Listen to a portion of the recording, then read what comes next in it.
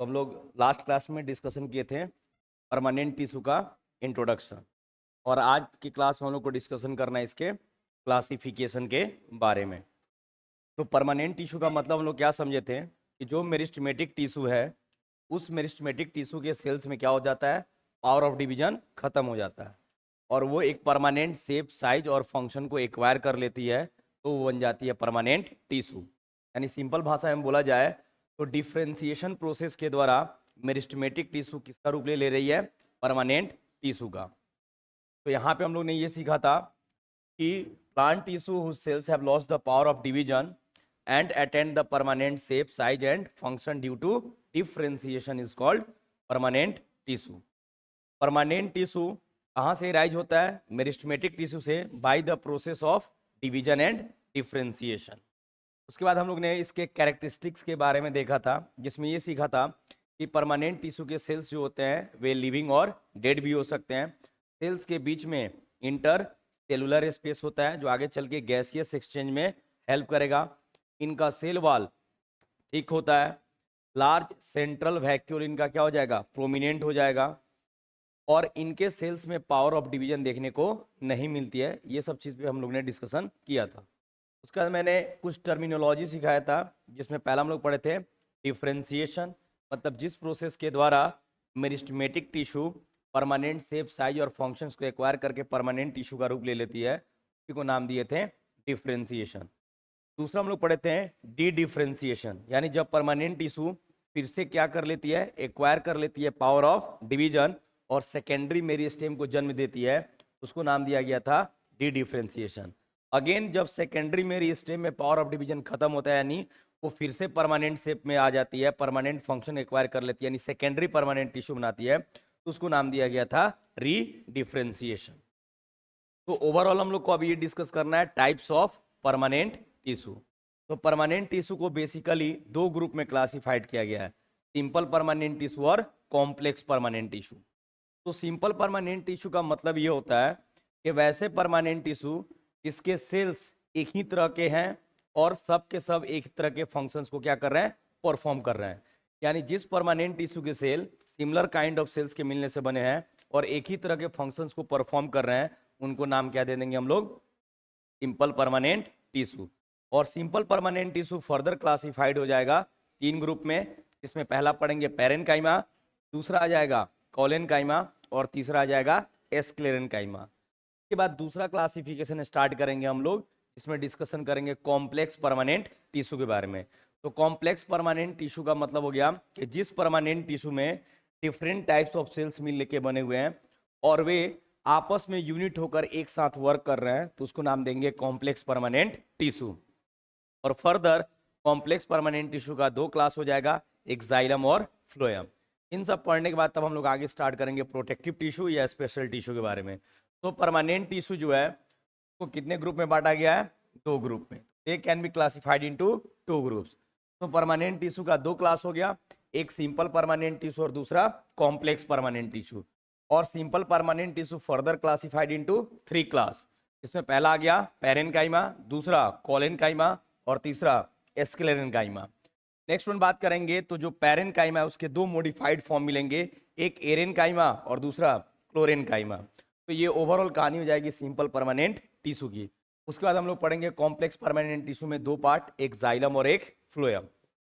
तो जब भी हमें इन चीज को डिस्कस करना है, चाहे वो पैरेन्काइमा हो, कोलेनकाइमा हो या स्क्लेरेनकाइमा, तो इसमें ये सीखेंगे ये है क्या, दूसरा प्लांट में इसका लोकेशन कहाँ है, कहाँ पे पाया जा रहा है, इसके अलावा इसके सेल के स्ट्रक्चर्स के बारे में पढ़ेंगे और उसके बाद इसके फंक्शन के बारे में। वैसे ही हर एक कंपोनेंट को स्टडी करेंगे। तो आइए स्टार्ट करते हैं। सबसे पहले simple permanent tissue.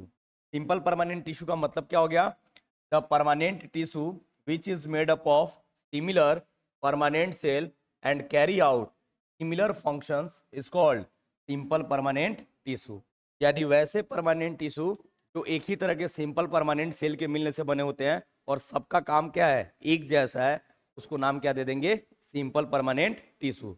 Simple permanent tissue जो होते हैं नेचर में क्या होते हैं, प्रोटेक्टिव एंड सपोर्टिव। यानी ये प्लांट्स के जिस हिस्से में देखने को मिलेंगे वहां पे ये सपोर्ट देंगे और साथ ही साथ प्रोटेक्शन देने का काम करेंगे। परमानेंट टिश्यू में अगर बात की जाए तो सिंपल परमानेंट टिश्यू तीन क्लास हो गया, जिसमें पहला क्या हो गया, पैरेनकाइमा। तो पहला इंपॉर्टेंट पॉइंट है कि these are the most abundant and common tissues of the plant, यानी पौधे में जो सबसे कॉमन, यानी हर जगह जहां पर कोई टिश्यू अवेलेबल है तो वो कौन सा है, पैरेनकाइमा। क्योंकि पैरेनकाइमा का अगर हम ग्रीक वर्ड से राइज किया गया ये वर्ड है, जिसमें क्या आता है, पैरा। पैरा का मतलब होता है बिसाइड्स, और इनकाइमा का मतलब होता है टिश्यू। मतलब बिसाइड्स का मतलब हो गया के बगल में, यानी हर एक टिश्यू के बगल में एक टिश्यू मिलेगा जिसका नाम क्या हो जाएगा, पैरेनकाइमा। इसलिए पौधे में सबसे ज्यादा पाई जाने वाली कोई टिश्यू है तो वो कौन सी है, पैरेनकाइमा, यानी most common and abundant type of tissue which is found in the plant is parenchyma. Next one, अब इसका बात करेंगे लोकेशन। तो ये प्लांट्स में कहाँ देखने को मिलेगी, तो parenchyma tissue mostly found in the soft parts like stem, roots, leaves, fruits and flowers, यानी प्लांट्स के हर एक लोकेशन में ये देखने को मिल रही है, इसलिए इसको हम लोग क्या बोलेंगे, मोस्ट एबंडेंट और most common tissue. Next one, अगर इसके सेल्स की कैरेक्टरिस्टिक्स के बारे में बात की जाए, यानी पैरेनकाइमा सेल्स को अगर देखा जाएगा तो वो कैसा नजर आएगा। पहला चीज कि दीज सेल्स में बी ओवल, राउंडेड और पॉलीगोनल इन शेप, यानी ये डिफरेंट शेप के हो सकते हैं। तो पैरेनकाइमा के सेल्स पॉलीगोनल हो सकते हैं, राउंडेड हो सकते हैं और oval. Next one, these are living cells. Next, इनका सेल वाल कैसा होता है, थीन होता है, और सेल वाल किस चीज के मिलने से बना रहता है, सेलुलोज। यानी जो पैरेनकाइमा टिश्यू के सेल्स हैं वो शेप में राउंडेड, पॉलीगोनल और ओवल हो सकते हैं, लिविंग होते हैं, सेल वाल थीन होता है, और सेल वाल किस चीज का बना है, सेलुलोज का। These cells are loosely packed having a large intercellular space for gaseous exchange, यानी जब इन सेल्स का पैकेजिंग होता है तो सेल्स के बीच में पैकेजिंग लूज टाइप का पाया जाता है, जिसकी वजह से सेल्स के बीच में खाली जगह होता है जिसको नाम देते हैं इंटरसेलुलर स्पेस, जिसके कारण गैसियस एक्सचेंज में हेल्प मिलती है। और these cells contains large central vacuole and a peripheral nucleus, क्योंकि हम लोगों ने सीखा था कि जैसे जैसे प्लांट सेल मैच्योर होगा वैसे वैसे सेंटर में क्या आ जाएगा, वैक्यूल, और न्यूक्लियस कहाँ चला जाएगा, पेरिफेरल में, यानी साइटोप्लाज्म, और न्यूक्लियस पहुंच जाएगा उसके किनारे में। तो ये हो गया कहानी किसकी, पैरेनकाइमा सेल्स के कैरेक्टरिस्टिक्स की। अब जैसे अगर इसकी बात करें, हमारे पास यहाँ पे एक टिश्यू है जिसका नाम है पैरेनकाइमा। तो पैरेनकाइमा में हम क्या देख रहे हैं कि पैरेनकाइमा के जितने भी सेल्स हैं उनमें अगर देखा जाए तो सेंटर में क्या मिलेगा, लार्ज सेंट्रल वैक्यूल। तो presence of large central vacuole is the characteristic feature of permanent tissue. अब जब सेंट्रल में वैक्यूल आ गया तो न्यूक्लियस कहाँ चला गया, और साइटोप्लाज्म पेरिफेरल साइड में, तो ये वाला हिस्सा क्या हो जाएगा इसका, साइटोप्लाज्म। तो due to presence of large central vacuole, nucleus and cytoplasm shifted towards the peripheral side, किनारों की तरफ चला जाता है। अब यहाँ पे एक पैरेनकाइमा सेल है, ठीक है ना, दूसरा पैरेनकाइमा सेल यहाँ पे है, तीसरा पैरेनकाइमा सेल यहाँ पे है, चौथा पैरेनकाइमा सेल यहाँ पे है। तो इन पैरेनकाइमा सेल्स के अगर बीच में देखा जाएगा तो आपको क्या दिखाई देगा, स्पेस, ठीक है ना। इसी स्पेस को नाम देते हैं इंटरसेलुलर स्पेस, जिसमें क्या भरा पड़ा है, एयर, जिसके द्वारा आसानी से क्या होगा, गैसियस एक्सचेंज में हेल्प होगी। अब यहाँ पे लिखा होगा सेल्स का सेल वॉल कैसा होता है, प्राइमरी वॉल, और जहां भी प्राइमरी वॉल होता है वो जनरली थीन होता है। तो हम लोगों ने डिस्कस किया कि इसका जो सेल वॉल है वो सेल वॉल कैसा होगा, थीन होगा।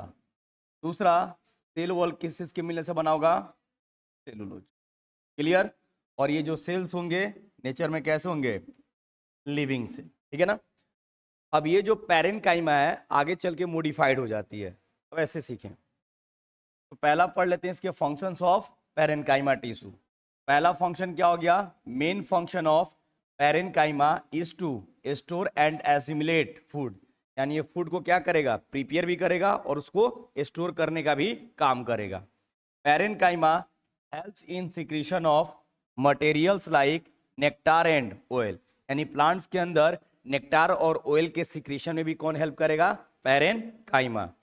Parenchyma serves as packaging tissue which fills the space between the other tissues and maintain the shape of plant, यानी अगर प्लांट में कोई टिश्यू है और उन टिश्यू के बीच में अगर कोई खाली जगह आ रहा है तो उसको फिल कौन कर देगा, पैरेनकाइमा। यानी प्लांट में पैकेजिंग टिश्यू की तरह कौन काम करता है, parenchyma.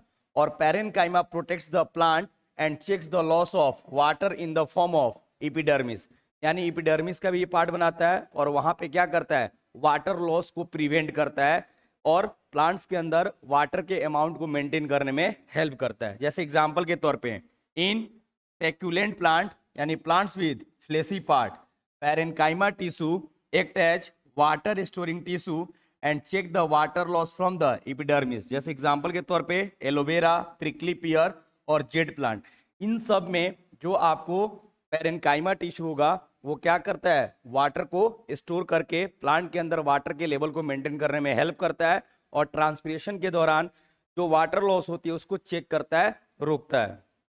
It also provides support to the plants, और ये स्टोर करता है वेस्ट मटेरियल प्लांट्स में जैसे कि gums, resin, crystals and tannins. तो ये सभी फंक्शंस किसके हो गए, पैरेनकाइमा के। इसमें पहला और इसका मेन फंक्शन क्या है, फूड को एसिमुलेट करना, मतलब प्रिपेयर करना और उसको स्टोर करना। इसके अलावा ये वेस्ट मटेरियल को भी स्टोर करेगा, पैकेजिंग टिश्यू की तरह भी क्या करेगा, काम करेगा, नेक्टार और ऑयल जैसे मटेरियल को भी क्या करेगा, ये स्टोर करेगा, और साथ ही साथ ट्रांसपिरेशन के दौरान होने वाले वाटर लॉस को भी रोकेगा ताकि प्लांट्स के अंदर क्या हो, वाटर का लेवल मेंटेन रहे।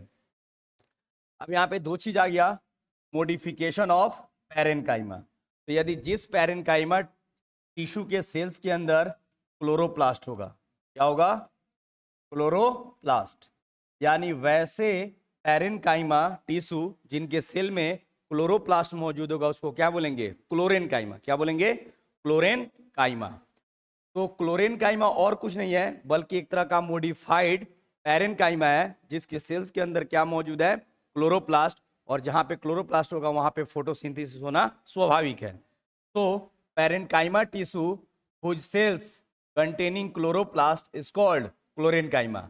It is present in the mesophyll of lips. तो ये लिप्स के किस जोन में देखने को मिलता है, मेजोफिल में। It helps in the synthesis of food by the process of photosynthesis. तो जिस पैरेनकाइमा टिश्यू के अंदर क्या हो रहा है, फोटोसिंथेसिस हो रहा है, उसको नाम क्या दे रहे हैं, क्लोरेनकाइमा। तो क्लोरेनकाइमा और कुछ नहीं बल्कि एक मॉडिफाइड पैरेनकाइमा टिश्यू है जिसके सेल्स के अंदर क्या मौजूद है, क्लोरोप्लास्ट, और due to presence of chloroplast such type of parenchyma able to prepare its own food by the process of photosynthesis। Second बात करेंगे तो आ गया एरेनकाइमा यानी एयर, यानी वैसे पैरेनकाइमा टिश्यू जिनके सेल्स में एयर कैविटीज मौजूद होती है। क्या मौजूद होती है, एयर कैविटीज। तो जिस पैरेनकाइमा टिश्यू के सेल्स में एयर कैविटीज मौजूद होगी उसको नाम दे देंगे हम लोग क्या, एरेनकाइमा। और एरेनकाइमा क्या करती है, तो एक्वाटिक प्लांट्स को फ्लोट करने में हेल्प करती है, यानी बायोन्सी प्रोवाइड करती है और उनको पानी में डूबने से बचाती है।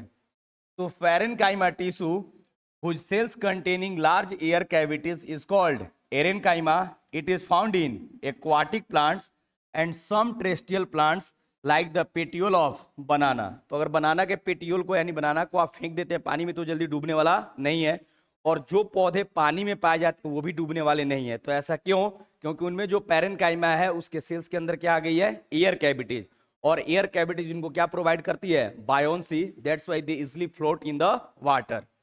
तो यहाँ पे it provides buoyancy to the aquatic plants to help them to float in water. Clear. तो पैरेनकाइमा का दो मॉडिफाइड रूप हो गया, एक क्लोरेनकाइमा और एक aerenchyma. Chlorenchyma means parenchyma containing chloroplast, और एरेनकाइमा का मतलब हो गया पैरेनकाइमा कंटेनिंग एयर कैविटीज। अब कुछ important point, parenchyma tissue is considered to have evolved first in the plant. ऐसा मान के चला जाता है कि पौधे में जो सबसे पहला टिश्यू पैदा हुआ है वो कौन सा हुआ है, पैरेनकाइमा, ऐसा माना गया है। तो parenchyma tissue is called the ancestor of plant tissue, यानी पौधे के जो भी टिश्यू है उनका पूर्वज कौन सा है, parenchyma. But is the most primitive plant tissue. इस धरती पे सबसे पुराना कौन देखा गया है, पैरेनकाइमा को, इसलिए सबसे प्रिमिटिव प्लांट टिश्यू पैरेनकाइमा। इसके अलावा एंसेस्टर ऑफ प्लांट टिश्यू यानी पौधे में जो भी टिश्यू है उसके पूर्वज किसको कहा जाता है, पैरेनकाइमा को। तो ये पहला हुआ सिंपल परमानेंट टिश्यू। क्या सीखे, ये सिंपल परमानेंट टिश्यू में पैरेनकाइमा है क्या, कहाँ पाया जाता है, क्या इसके सेल्स के मतलब ऑर्गेनाइजेशन है, कैसे उसके सेल्स बने हुए हैं, पैकेजिंग कैसा है, और फंक्शन क्या कर रहा है, और इसका मॉडिफाइड फॉर्म। दूसरा जो सबसे इंपॉर्टेंट है उसका नाम है कोलेनकाइमा। तो कोलेनकाइमा दो वर्ड से पैदा हुआ है, कोला और एनकाइमा। कोला का मतलब होता है ग्लू, और ग्लू क्या होता है, फ्लेक्सी। तो इसी तरह ये प्लांट के उन हिस्सों में पाया जाता है जहां पर फ्लेक्सिबिलिटी की आवश्यकता होती है, इसलिए इसको नाम दिया गया है फ्लेक्सिबल टिश्यू। क्या नाम दिया गया है, फ्लेक्सिबल टिश्यू। तो collenchyma is also known as flexible tissue and it is living tissue. Collenchyma derived from a Greek word कोला। कोला मीन्स क्या होता है, ग्लू, और एनकाइमा मीन्स टिश्यू।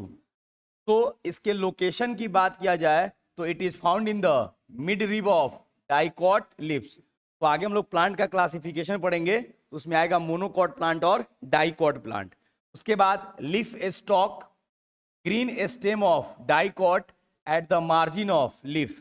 तो ये कहाँ कहाँ देखने को मिलेगा, लीफ का स्टॉक जो डंठल होता है पत्ती का वो, और लीफ के बीचों बीच में जो बड़ा सा मोटा सा आपको डंडा की तरह स्ट्रक्चर दिखाई देता है उसको मिड रिब बोलते हैं, वहां पे देखने को मिलेगा लीफ के मार्जिन में, और जितने भी सॉफ्ट ग्रीन स्टेम होते हैं वहां पे। क्योंकि अगर तेज आंधी और हवा की झोंके हैं तो पौधे बेंड कर जाते हैं, सॉफ्ट होते हैं, टूटते नहीं है। तो उनको इतनी फ्लेक्सिबिलिटी किसके कारण मिल रही है, कोलेनकाइमा के कारण। या फिर बहुत तेज आंधी आती है, तेज झटका, अगर पौधे को हम हिलाते भी हैं, झकझोरते भी हैं, तो लीफ अलग हो सकते हैं, लेकिन ऐसा नहीं होता है। तो लीफ का जो बेस है, स्टॉक है, वो जुड़ा रहता है स्टेम से, तो वहां पे फ्लेक्सिबिलिटी है, ठीक है ना। और वो किसके कारण है, कोलेनकाइमा के कारण, इसलिए इसको नाम क्या देते हैं, फ्लेक्सिबल टिश्यू। तो it is also found below the epidermis in the petiole, leaves and stem of herbaceous dicot, जो भी हर्ब्स होते हैं उनमें। अब इसके आप सेल को देखेंगे तो इसका सेल जनरली पॉलीगोनल होता है। कैसा होता है, पॉलीगोनल। लेकिन ये सेल ओवल भी हो सकता है, सर्कुलर और पॉलीगोनल। सेल कैसे होते हैं, लिविंग होते हैं। अब इसके सेल वाल को देखेंगे तो इसका सेल वाल कॉर्नर पे थिक हो जाता है। क्या हो जाता है, कॉर्नर पे थिक हो जाता है। क्यों थिक हो जाता है, so due to the deposition of pectin. क्या होता है, पेक्टिन। मतलब इसके सेल वाल में, इसके सेल वॉल में आपको सेलुलोज तो मिलेगा ही, लेकिन सेलुलोज के अलावा एक और केमिकल मिलता है जिसका नाम क्या है, पेक्टिन। तो आपसे ये पूछा जाए कि जो कोलेनकाइमा के सेल्स होते हैं वो किनारों पे क्या होते हैं, थिकेंड होते हैं। Why, so due to the deposition of cellulose and pectin. वहां पे पेक्टिन और सेलुलोज का डिपोजिशन होता है, जिसके कारण सेल वाल कॉर्नर पर क्या हो जाते हैं, चौड़े हो जाते हैं, मोटे हो जाते हैं, थिक हो जाते हैं। These are also compactly packed, यानी ये कितने कॉम्पैक्टली पैक्ड होते हैं कि इनके बीच में इंटरसेलुलर स्पेस देखने को आपको नहीं मिलेगा। एंड दिस सेल्स में बी और may not have intercellular space, यानी इंटरसेलुलर स्पेस हो भी सकता है और नहीं भी हो सकता। वैक्यूल है, न्यूक्लियस किनारे में है, साइटोप्लाज्म क्या होगा, किनारे में। सेल वाल थोड़ा सा थिक होता है, लेकिन कहां पर थिक होगा, कॉर्नर पर, एज पर। क्यों, so due to the deposition of cellulose and pectin, उसका जमाव वहां पे होता है, इसलिए वो कैसा होता है, ठीक होता है। फंक्शन की बात करेंगे तो ये क्या करेगा, provides mechanical support to the plants and it allows easy bending in various parts of the plant without breaking them, यानी पौधों को बिना टूटे हुए उनको क्या दे रहा है, अलाउ कर रहा है बेंडिंग में, मुड़ने में। इसलिए ये क्या कर रहा है, फ्लेक्सिबिलिटी प्रोवाइड कर रहा है, किसको, प्लांट को। तो अधिकांश जितने भी ग्रीन प्लांट्स होते हैं जो यंग स्टेम होते हैं जिनके, वो नॉर्मली बेंड कर जाते हैं, जल्दी ब्रेक नहीं करते हैं। तो उन हिस्सों में क्या देखने को मिलेगा आपको, कोलेनकाइमा। तो अधिकांश जो प्लांट्स के पार्ट आपको देख रहे हैं जो बिना टूटे हुए आसानी से बेंड कर जा रहे हैं, due to presence of collenchyma. तो पहला हो गया पैरेनकाइमा, ये भी लिविंग है। दूसरा क्या हो गया, कोलेनकाइमा, ये भी लिविंग है। तीसरा जो इंपॉर्टेंट है उसका नाम हो गया स्क्लेरेनकाइमा, ठीक है ना। तो स्क्लेरेनकाइमा के जो सेल्स होते हैं वो डेड होते हैं, इसलिए उसको हार्ड टिश्यू के नाम से भी जाना जाता है। मतलब पौधे के वो उन हिस्सों में पाया जाता है जहां पे हार्डनेस और प्रोटेक्शन की आवश्यकता पड़ती है। तो यहाँ पे स्क्लेरेनकाइमा ये हो गया third. It is also known as hard tissue. तो स्क्लेरेनकाइमा को हार्ड टिश्यू के नाम से जाना जाता है, और इसके जो सेल्स होते हैं वो कैसे होते हैं, डेड। अब एकदम याद कर लीजिए, पैरेनकाइमा के सेल्स लिविंग, कोलेनकाइमा के सेल्स लिविंग, और स्क्लेरेनकाइमा के जो सेल्स होते हैं वो क्या होते हैं, डेड होते हैं।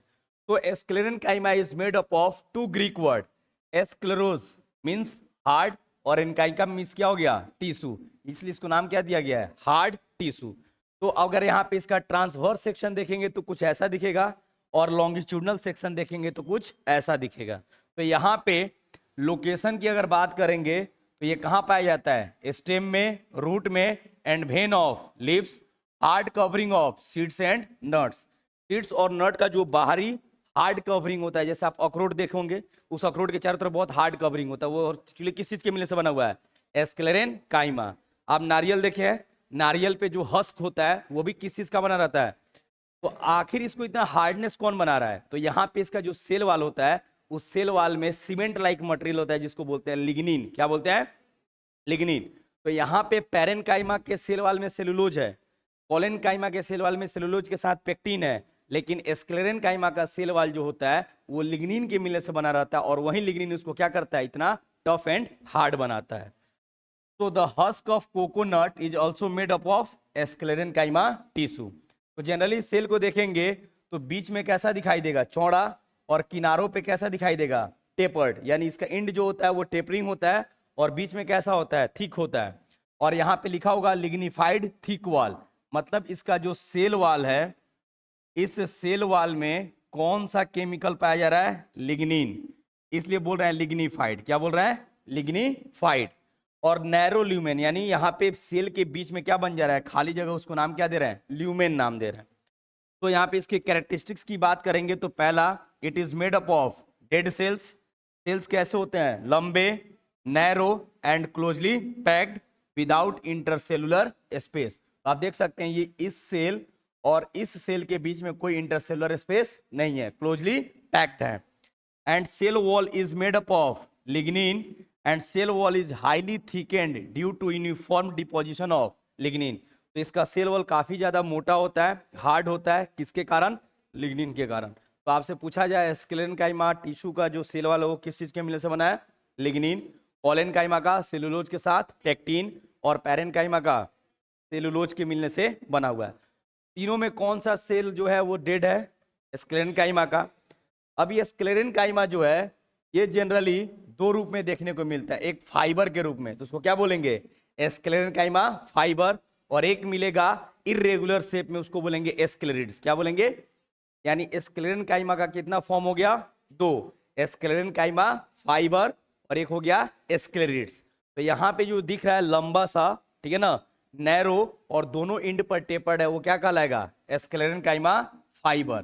तो sclerenchyma fibre is made up of long, narrow, thick and lignified cell wall with pointed end. तो इसका एंड कैसा है? पतला है, तो यहाँ पे बोलेंगे पॉइंटेड एंड। सेंटर में कैसा है? ठीक है, थोड़ा सा ब्रॉड है, चौड़ा है। इसका सेल वॉल किस चीज के मिलने से बना हुआ है? लिग्निन से। Fibres form the major mechanical tissue of the plant because they can bear compression, pull, bending and shearing. यानी ये खिंचाव, तनाव, मोड़, इन सब चीज को बर्दाश्त करने की क्षमता रखते हैं। इसलिए प्लांट का जो मेन मैकेनिकल टिश्यू होता है, ठीक है ना, मेजर मैकेनिकल टिश्यू, वो कौन बनाता है? एस्क्लेरेनकाइमा फाइबर। क्योंकि ये क्या क्या झेल सकता है? कंप्रेशन झेल सकता है, पुलिंग झेल सकता है, बियरिंग झेल सकता है, और शियरिंग। जैसे आप देखते हैं कि नारियल का रस्सी, वो एक्चुअल में कहा क्या है? एस्क्लेरेनकाइमा फाइबर है, जो कि बहुत मजबूत होता है। तो कमर्शियली जो भी फाइबर हमें मार्केट में देखने को मिलते हैं, जैसे जूट, हेम्प, फ्लास्क, ये सब और कुछ नहीं बल्कि क्या है? एस्क्लेरेनकाइमा फाइबर है। तो commercial fibres obtained from the plants are usually sclerenchyma fibre. तो जो व्यवसायिक रूप से हमें फाइबर्स मिलते हैं वो और कुछ नहीं बल्कि क्या है? एस्क्लेरेनकाइमा फाइबर है, जैसे कि हेम्प, फ्लास्क और जूट। अब दूसरा जो पार्ट है उसको हम लोग क्या बोलेंगे? एस्क्लेरिड्स। एस्क्लेरिड्स जो होते हैं irregularly shaped highly thickened sclerenchyma dead cells with narrow cavities. तो इनके बीच में बहुत पतला कैविटीज होगा, नैरो ल्यूमेन होगा। सेल वाल क्या होगा? बहुत थिक होगा। इसका भी सेल वाल किस चीज के मिलने से बना होगा? लिग्निन का। और ये पौधे के उन हिस्सों में मिलेगा जहां पे हार्डनेस और प्रोटेक्शन की आवश्यकता होगी। तो these are usually broader than fibres. तो फाइबर्स कैसे होते हैं? पॉइंटेड होते हैं एंड पे, यानी लंबे होते हैं, नैरो होते हैं, और ये क्या है? उसके अपेक्षा बहुत चौड़े होते हैं। They found in the hard covering of nuts and seeds. यानी जो भी सीड है या नट्स है, उसका जो बाहरी हार्ड कवरिंग होता है उसमें क्या पाया जाता है? एस्क्लेरिड्स। तो ओवरऑल इसके फंक्शन को देखा जाए तो एस्क्लेरेनकाइमा क्या प्रोवाइड्स करेगा? Protection to the plants. इसके अलावा क्या देगा? Strength to the plants. They form chief mechanical tissue of the mature plant. It provides rigidity to the leaves and prevents from collapsing. यानी लीव्स को रिजिडिटी देता है और उसको कोलैप्स होने से क्या करता है, बचाता है. इसके अलावा sclereids specially provides strength to the seeds covering.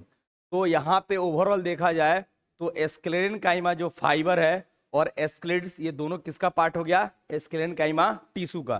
दोनों में क्या अंतर है, एक जो है फाइबर वो लंबा है, नैरो पॉइंटेड एंड के साथ है, दूसरा इरेगुलरली शेप्ड का है, सेल वॉल भी कैसा है, ठीक है, और दोनों बना हुआ है किस चीज का, लिग्निन का, और लिग्निन जो है उसको क्या कर रहा है, हार्ड बना रहा है. तो ओवरऑल जो कमर्शियल फाइबर हमें देखने को मिलते हैं वो और कुछ नहीं बल्कि क्या है, एस्केलेरेनकाइमा फाइबर है. और जो सीड्स होते हैं या नट्स उसका जो हार्ड कवरिंग होता है वो कौन बना देता है आपको, एस्केलेरेनकाइमा का ये एस्केलेट्स वाला पोर्शन बनाता है. तो एक तरफ कमर्शियल फाइबर्स में भी यूज हो रहा है और दूसरे तरफ ये क्या कर रहा है, सीड्स और नट्स का हार्ड कवरिंग भी बना रहा है.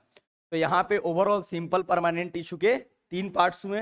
पहला पैरेनकाइमा, दूसरा कोलेनकाइमा और तीसरा एस्केलेरेनकाइमा. अब ये तीनों का सेल का अपना अपना अलग स्ट्रक्चर हुआ. पहले में हमने सीखा कि इनका सेल वाल जो होता है वो कैसा होता है, थीन होता है. दूसरे में भी सेल वाल थोड़ा सा थीन होता है, लेकिन एक अंतर है कि कोलेनकाइमा में जो सेल वाल होगा वो थिक होगा एट द कॉर्नर, और तीसरे का सेल वाल बहुत थिक होता है और हार्ड होता है. पहले वाले की बात करेंगे, पैरेनकाइमा के सेल्स लिविंग होते हैं, कोलेनकाइमा के भी सेल्स लिविंग होते हैं, और तीसरे स्क्लेरेनकाइमा के सेल्स डेड होते हैं. अब मटेरियल की बात करेंगे सेल वाल की, तो पैरेनकाइमा का सेल वाल सेलुलोज के मिलने से बनता है, कोलेनकाइमा का सेल वाल सेलुलोज के साथ साथ पेक्टिन के मिलने से बना रहता है, और स्क्लेरेनकाइमा का सेल वाल लिग्निन के मिलने से बना रहता है, वहीं उसको सीमेंट लाइक हार्डनेस प्रोवाइड करता है. इसके अलावा अगर देखा जाए तो पैरेनकाइमा जो है वो क्या कर रहा है, मेन सपोर्टिव और प्रोटेक्टिव काम कर रहा है, फूड को स्टोर और एसिमुलेट भी करने का काम कर रहा है. दूसरे तरफ कोलेनकाइमा फ्लेक्सिबिलिटी प्रोवाइड कर रहा है और तीसरा हार्डनेस प्रोवाइड कर रहा है, यानी मैकेनिकल टिश्यू बना रहा है. तो प्लांट का जो मेन मैकेनिकल पोर्शन वाला टिश्यू बनता है वो किसके कारण बनता है, स्क्लेरेनकाइमा. फ्लेक्सिबिलिटी की बात आएगी तो कोलेनकाइमा, और पैकेजिंग की काम आएगी तो पैरेनकाइमा. तो पैरेनकाइमा से पैकेजिंग है ना, कोलेनकाइमा से फ्लेक्सिबिलिटी और स्क्लेरेनकाइमा से हार्डनेस और प्रोटेक्शन. तो ओवरऑल जहां पे भी ये आपको दिख रहे हैं वहां पे देखना क्या है आपको, सिंपल क्या आपको सेल्स का अरेंजमेंट कैसे है, डिफरेंस लिखने के लिए आएगा. पैरेनकाइमा, कोलेनकाइमा और स्क्लेरेनकाइमा में आपको डिफरेंस लिखने के लिए आएगा. तो ये कहानी हो गई हमारी किसकी, सिंपल परमानेंट टिश्यू की. जो दूसरा पोर्शन है उसका नाम है कॉम्प्लेक्स परमानेंट टिश्यू. आगे पढ़ा जाए.